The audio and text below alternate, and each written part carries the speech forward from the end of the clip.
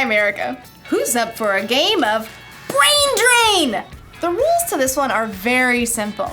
Use every single part of your brain to get your team to guess the answers to the questions. You're my team!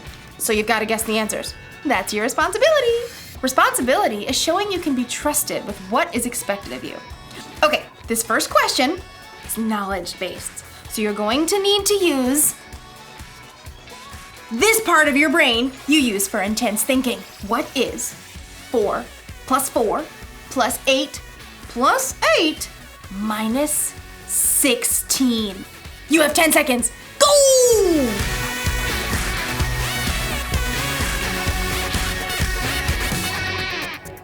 Carry the 1. Okay, time's up! Here's the answer. 4 plus 4 plus 8 plus 8 minus 16 is 8! Did you get the answer? Did you get the answer? Huh? Who got it? I'm gonna say you did. Next question! Okay, so this is an artistic question. You'll need that creative part of your brain right here. Using the enclosed clay and drawing pad, get your team to guess the following phrase. Okay, I can do this. Go! Huh? Oh, what? Oh, what? Do you get it? It's a dime a dozen. A dime a dozen, a dime a dozen. That's the phrase that means something is so common, you can pretty much find it anywhere. It's a dime a dozen. We're rich, I tell you. We're rich. Let's do another one. Ooh, this one's a performance card. I like this one. It uses that part of your brain that gives you courage. Right here to act on stage or sing. Here goes. Get your team to guess the following animal. Yeah, I'm not doing that. I'll just look silly. In today's story, we'll learn about a boss who put 3 servants in charge of bags of gold. Will the servants do something with what they're given or waste their opportunity? I'm not going to act like that animal. Stop wondering. Stop! The Bible. It's 66 books of history, stories, letters, and poetry that fit together to form God's one big story. The epic adventure of how He created us and loves us so much that He made a way to rescue us. As we travel through the Bible, from Genesis to Revelation, we discover people who met God and found their lives changed forever. Now, for an amazing story, inspired by the book of Matthew, chapter 25, verses 14 through 30. When Jesus wanted to share truth with the people that followed Him, He often would tell a parable, a story. Here is what the kingdom of heaven will be like. These parables used everyday situations to help people think and understand God's truth for themselves. One day in Jerusalem, Jesus wanted to share a story with His followers. If He told that same story today, it might sound something like this. There once was a man who created the world's most amazing energy bar. Just one bite and I feel like I could leap tall buildings in a single bound. What is even in these? If I told you, I'd have to leave you stranded on top of Mount Everest. The man did such a good job of selling the energy bars, he soon became wealthy. Then one day, he got on a Zoom call with 3 of his top employees. Zane, Ren, Murray. Yes, sir. Right here. Murray! Says he's here. I don't hear him. Start your audio, Murray. Oh, hey, I was finishing the movie. I've called you together for an important purpose. I'm going offline. You're what? Completely screen-free. I'm going to travel the world for a while. Hike Everest, cross the Sahara, dive down to the Mariana Trench, miles beneath the ocean, all fueled by my energy bar, of course. Dude, that is far out. Literally. The rich man had carefully studied his employees and knew what they can handle. While I'm gone, I'm leaving you in charge of my money. Zane, I'm sending you an encrypted key to access my gold account with 5,000 credits. Oh, excellent. Ren, Here's an encrypted key to access my silver account with 2,000 credits. I'm on it. Murray, check your inbox for an encrypted key to my bronze account with 1,000 credits. That's it. That's it. I'm going off the grid. Immediately, Zane accessed the money from the gold account and put that money to work. He hired scientists and designers to create a suction shoe that would keep a rock climber from falling. I call it the fly shoe. The fly shoe sold as nearly as fast as the energy bar. Zane soon made his money back, and more. Ren, meanwhile, made excellent use of the money in the silver account. What does every adventurer need besides fuel and shoes? A friend. So Ren invented a robotic hamster that could travel anywhere an explorer can go, from the highest of mountains to the deepest ocean trench. Soon, robotic adventure hamsters sold as fast as toilet papers.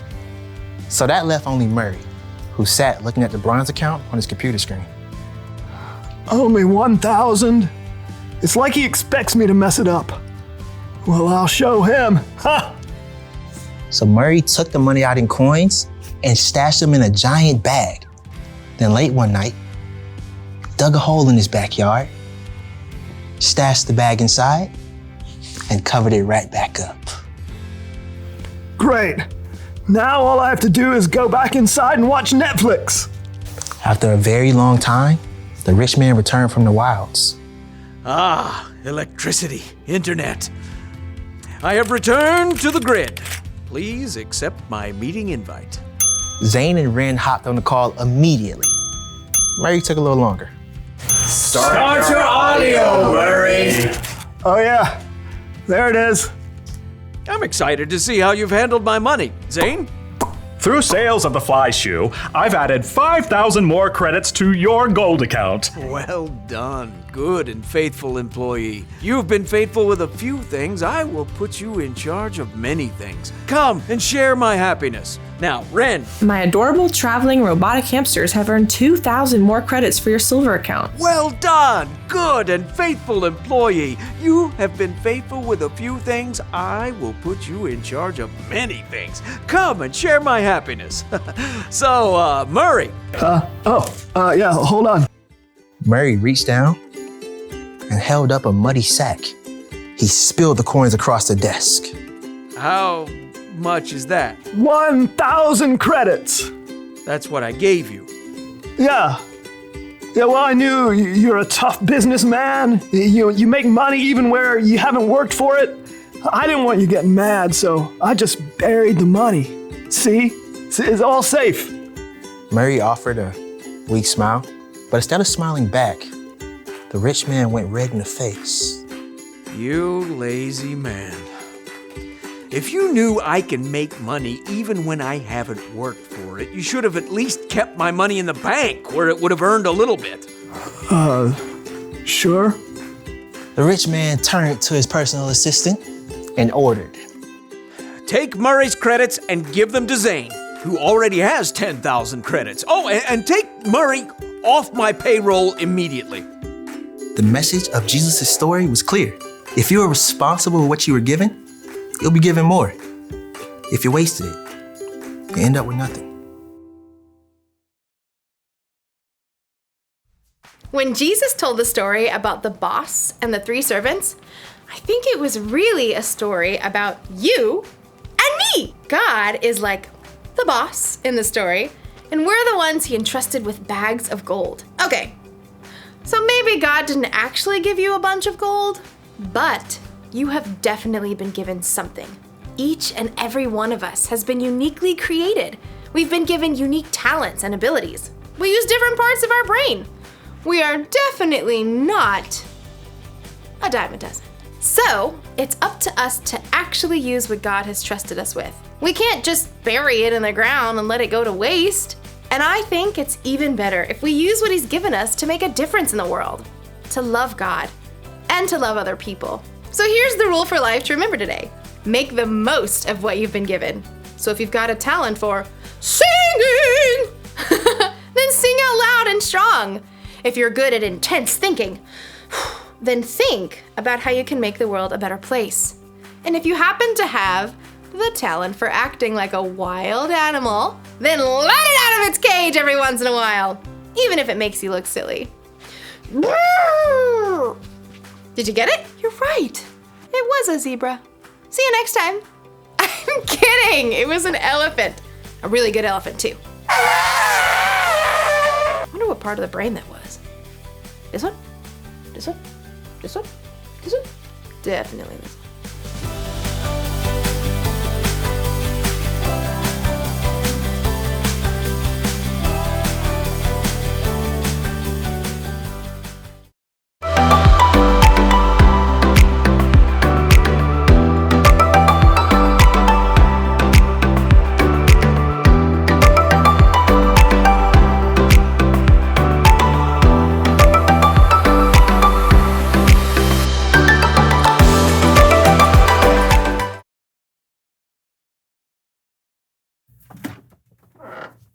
Ooh, what you got there, Lawson? Ooh, it's a new board game I just got. It's huge in Latvia. Cool. You want to play? Do I? All right, it's pretty straightforward.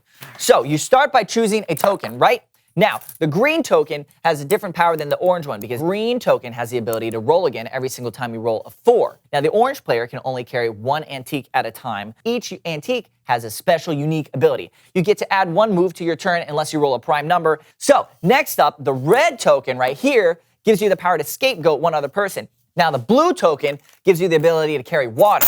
Now, to start the game, you need to roll 2 ones. Right, so now we already mentioned a couple different regions of the board, like the Prairie of Inexplicable Darkness and the Desert of Forgotten Dreams, but there's also the Sea of our Desalinated Tears and the Echo Chamber of our Lesser Angels. Now, you can move by rolling the dice, drawing a card. Now, are you ready to play? Here we go. Oh, so close. All right, your turn.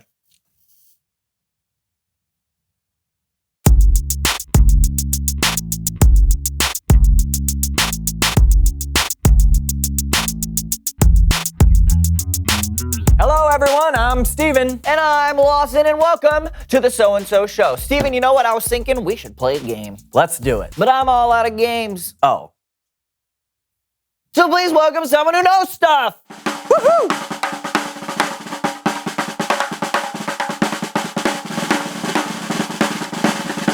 Come in, come in. All right, take a seat. Here we go. Boom. Pop a squat. All right. Right there. All right. Thank you. I'm a little nervous. I'm not usually on camera. This is all very exciting. Yes. So why don't you tell us who you are and what you know? Well, I'm Sebastian Longfellow, and I design board games. Wow. Can you tell us about some of the games you've designed? Oh, sure. I have a brand new game I'm working on where the goal is to move all 4 of your pieces from your home pad to the center, but it has special goals like you can set up a blockade with 2 of your pieces, and you can roll again if you roll doubles. So like Parcheesi. I never heard of it. It's a pretty popular game. Huh. So what other ideas you got there in that notebook? Oh, well, this one's really creative. Mm-hmm. It's on a special board with a numbered grid with different chips on it. Your opponent has to call out the different coordinates, and if they hit where your ship is placed, it's a hit. Your goal is to sink all of your opponent's ships. Oh, Battleship. Yeah. No, I call it Sink a Ship. But it's like Battleship. Very similar. That's a game? Yeah. Okay. What else? Well, this one has 5 dice. And Yahtzee. Well, this one, you make words from different letter tiles and you put them together. That's Scrabble.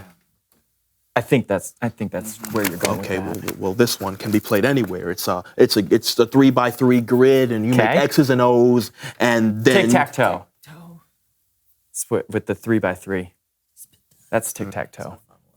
Someone is stealing my ideas. Hey, it's okay. Don't worry about it. Clearly, you've got a talent for coming up with board game ideas. You just have to come up with an idea that no one's ever tried before. So, let's come up with a theme. Yeah. What is a good theme for a board game? Clowns. Okay, yeah, clowns. Clowns! Sure. So, okay, you come up with a clear goal for the clowns. What's a good kind of like a theme that they have to, a goal that they have to work towards? Let's say they have Fit 10 of their friends in a car. Yes. Okay. Exactly. Yes. Perfect. Yes, I actually like that. That's special. There's a simple and direct goal everyone is trying to accomplish. Yes. And then you would layer in different objectives and obstacles like an escaped lion, a heckling child, or banana peels of varying sizes. Now you've got it. Yeah. Okay. Wait. Has anybody made that game yet? No, but it sounds Let fun. me go and make it before someone else does and steals my idea. Sebastian Longfellow out. Good luck. Bye, buddy. Fun with your clowns. I'd play that game. Do you want to invent it before he does? Stop. Okay, sorry. It's Bible story time with Kellen.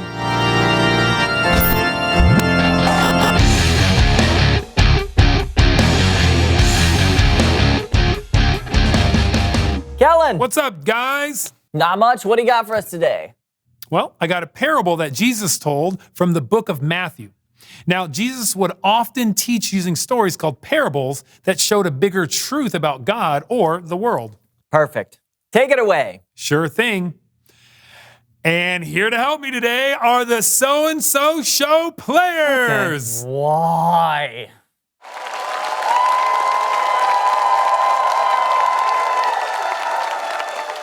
Jesus talked about an important person who was going on a journey, and we'll call her the boss. Yeah, I'm going on a journey. Oh, but I have so many bags of gold. What should I do with them? I have an idea. A marvelous idea! I give the bags of gold to my servants, and I let them take care of it. Sonia! Yes, the boss. I'm going on a long journey. Oh. And I'm trusting you to take care of these 5 bags of gold. Me? Absolutely. You want me to be in charge of these 5 bags of gold? I'm trusting you to take good care of them. Thank you. Patricia! Yes, the boss? I'm going on a long journey, and I'm putting you in charge of these 2 bags of gold. Me? Exactly. You want me to be in charge of these 2 bags of gold? Your fortune? Your wealth? I trust you to take good care of them. Yes! Of course. Blanche! Yes. Yes, boss. I'm going on a long journey, and I want you Yes. to be Yes. in charge Yes. in charge of this 1 bag of gold. Me? Yes. I trust you to take good care of it. And now, I'm off! What am I supposed to do with this? Time passed, and the boss came back from her long journey. Let's see what happened to my fortune. Sonia! The boss, you left me in charge of these 5 bags of gold. And I took it and turned it into these 5 bags. That's amazing!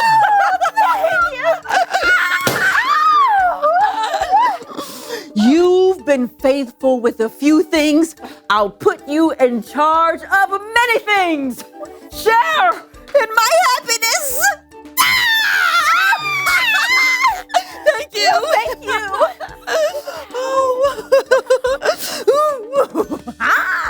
Patricia! Boss, you trusted me with 2 bags of gold, and I turned it into 2 more bags of gold.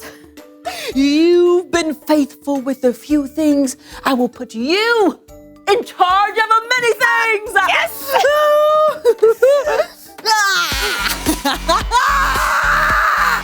Come, share in my happiness. Thank you. Thank you. This is so good.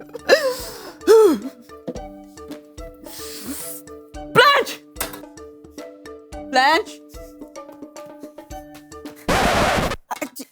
Hey, the boss.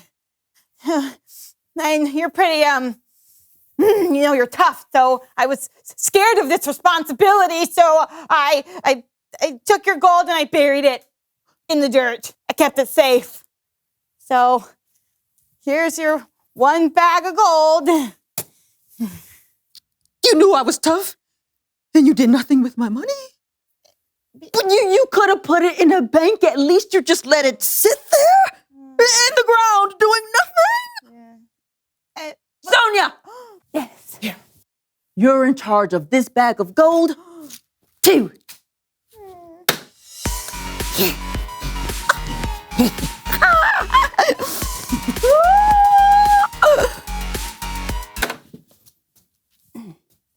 What are you doing? Dancing. You could have shared in my happiness, but you chose not to do anything with what you were given. You missed out. Outside. Go.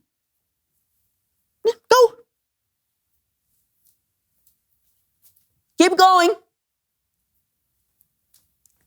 Further. Is this far enough? Further. Okay, thank you for this opportunity. Patricia! Let's party!